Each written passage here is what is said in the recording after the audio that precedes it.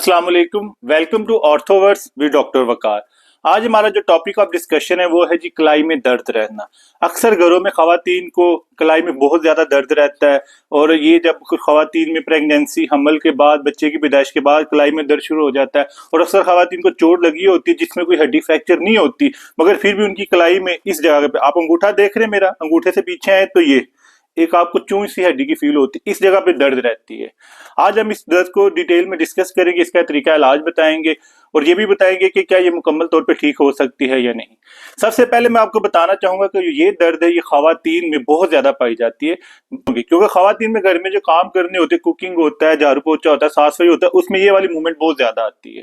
Number 1। Number 2 कि आपका right hand ज्यादा इसमें इन्वॉल्व होता है, क्योंकि हम मोस्टली राइट हैंड डोमिनेंस होते हैं, राइट हैंड ज्यादा यूज करते हैं, पर आपको दोनों हाथों में भी ये दर्द हो सकती है। इस दर्द में होता है क्या, इसकी वजह क्या है कि जो आपकी अंगूठा है ना, अंगूठे को जो मसल सप्लाई करते हैं ना, वो यहां से गुजरते हैं, जैसा कि आपको पिक्चर पे भी नजर आ रहा होता। उन जो ये जो मसल होते हैं उनकी हिफाजत के लिए ना ऊपर से एक ना टिश्यू की गोश्त की लेयर होती है, उसको कहते हैं रेटिनाकुलम। रेटिनाकुलम क्या होता है कि ओवर यूज की वजह से, ट्रॉमा की वजह से या प्रेगनेंसी की वजह से ना जो रेटिनाकुलम, ये जो हिफाजती टिश्यू होता है ना, ये थिक हो जाता है। और जब ये थिक हो जाता है, जो नीचे से पट्टे गुजर रहे होते हैं अंगूठे को, जो सप्लाई कर रहे होते हैं, हरकत कर रहे होते हैं, अंगूठे की हरकत को कंट्रोल कर रहे होते हैं, वो इसके साथ ना रगड़ खाते हैं, फ्रिक्शन होती है, जिसकी वजह से यहाँ पे शदीद सोजिश आ जाती है और पेशेंट को दर्द होना शुरू हो जाता है। इसका जो आप कंफर्मेटरी टेस्ट होता है जिससे आपको पता लगता है कि ये मुझे टीनोसाइनोवाइटिस या पट्ठों की दर्द रगर की वजह से, उसको आप बेसिकली घर में खुद भी टेस्ट कर सकते हैं। आप ऐसे बैठें, अपनी जो एल्बो बाजू है इसको अपने गोडे पे रखें, पहले अपना अंगूठा अंदर रखें, फिर अपना हाथ को बंद करें और फिर आराम से ये वाली हरकत करें नीचे की तरफ। आपको ये जो पॉइंट है ना, ये यहाँ पे शदीद दर्द होगी। उसकी वजह ये कि आपका जो हिफाजती ऊपर बैंड है, टिश्यू गोश्त है, वो थिक हो चुका हुआ है और नीचे से जो पट्टे गुजरे ना उसके साथ वो रगड़ खाता है।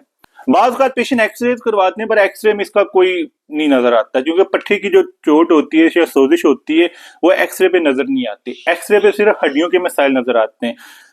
उम्र 50 साल से ऊपर है तो आप अपने एक्सरे जरूर करवाइए, उससे ये पता लग जाता है कि आपको पट्टों का मसला है या जो आपका जो रिस्ट जॉइंट है इसमें आर्थराइटिस हो चुका हुआ है।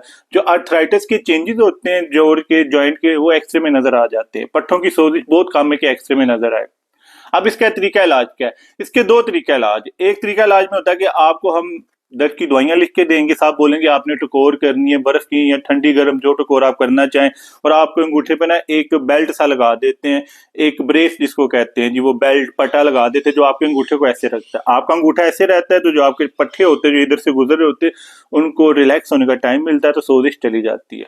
पर पेशेंट को मसला ये आता है कि जैसे ही वो बेल्ट उतार के काम शुरू करता है तो अंगूठे की ये हरकत शुरू होती है, कलाई की ये वाली हरकत शुरू होती है, दर्द दोबारा शुरू हो जाता है। नेक्स्ट स्टेप होता है कि हम पेशेंट को स्टेरॉइड का इंजेक्शन लगाते हैं। स्टेरॉइड का ये होता है कि उसमें हम साथ में ना सुन करने वाला टीका मिक्स करके स्टेरॉइड लगाते हैं। स्टेरॉइड को डायरेक्ट नहीं लगाते, उसमें सुन करने वाला टीका मिक्स करते हैं, क्योंकि पहले बहुत ज्यादा सोजिश होती है। उस सोजिश में अगर आप स्टेरॉइड का टीका लगाएंगे तो फौरन दर्द को बहुत ज्यादा कर देगा। उसके लिए हम बेहोशी वाला थोड़ा टीका मिक्स करते हैं कि आपको ऐसा सुन हो जाए। स्टेरॉइड क्या काम करता है? स्टेरॉइड जो आपकी इन्फ्लेमेशन है ना, जो सोजिश पट्टों में आगी रगड़ खाने के साथ हिफाजती टिश्यू के जो बैंड ऊपर से गुजर रहा होता है उसकी सोजिश को कम करता है, खत्म कर देता है और पेशेंट बिल्कुल पेन फ्री हो जाता है। फर्ज करें आप 6 महीने साल तक ये दवाइयां ले रहे हैं और स्टेरॉइड का इंजेक्शन भी लगाया, आपको फर्क नहीं पड़ रहा, पर उसका जो फाइनल हल होता है उसमें होता है कि हम यहाँ पे चीरा देंगे, जो गोश्त का बैंड है जो पट्टों के ऊपर से जा रहा है, अंगूठे के पट्टों के ऊपर से जा रहा है, उसको काट के अलहदा कर देते हैं, पट्टे नीचे से फ्री हो जाते हैं। फिर वो जैसे ये वाली हरकत आती है तो वो जो पट्टे हैं ना किसी चीज के साथ रगड़ नहीं खाते, फ्रिक्शन नहीं होती और आपको दर्द खत्म हो जाती है। और एक मैसेज ये भी मैं आपको देना चाहूंगा कि आप कोई भी ट्रीटमेंट कराते हैं, आप बिल्कुल ठीक हो जाते हैं तो ये आपको दोबारा मसला हो सकता है। इसको कहते हैं रिकरेंस, दोबारा हो जाना। तो आपके ज़हन में होना चाहिए अगर आपकी दर्द खत्म हो चुकी हुई है किसी भी इलाज से, दवाइयों से, टीकों से या चीरा दे के जो गोश्त का टुकड़ा काट देते हैं, आपको दोबारा ये मसला हो सकता है।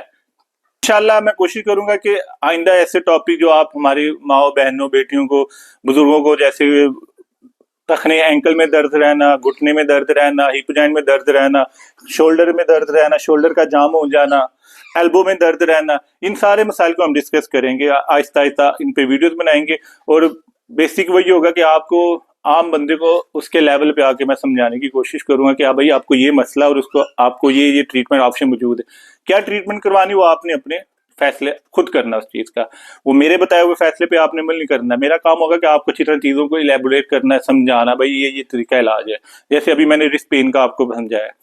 कोई भी आपको मसला हो, कोई बात जो मैं बताना भूल गया हूं, तो आप नीचे कमेंट में मेंशन करें। इंशाल्लाह मैं अपनी वीडियो मेडिसिन से रिलेटेड वीडियो का जरूर जवाब दूंगा। अल्लाह आपका मेरा हामी नासिर हो। अल्लाह हाफिज।